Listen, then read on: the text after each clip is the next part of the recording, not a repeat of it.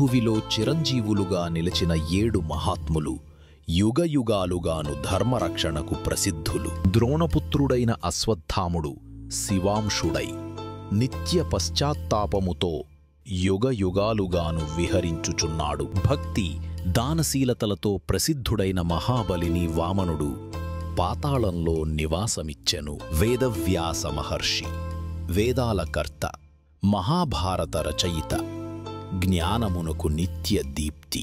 భక్తి, బలం, జ్ఞానం, వీరముల ప్రతీక శ్రీ హనుమంతుడు. యుగయుగాలుగాను రామనామాన్ని కీర్తించుచున్నాడు. ధర్మమార్గమును ఎంచిన రాక్షసలోకరాజు విభీషణుడు లంకపాలకుడై రామానుగ్రహమును పొందెను. కురుక్షేత్రములో గురువుగా నిలిచిన కృపాచార్యుడు శాంతమునకు శౌర్యమునకు ప్రతీక. భూమిని క్షత్రియుల నుండి రక్షించిన పరశురాముడు విష్ణువంశవతారముగా చిరంజీవిగా నిలిచియున్నాడు.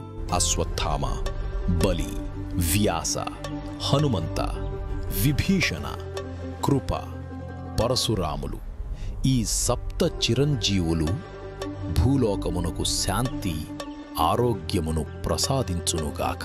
అశ్వత్థామా బలిర్వ్యాసో హనుమాంశ్చ విభీషణః కృపః పరశురామశ్చ సప్తైతే చిరజీవినః.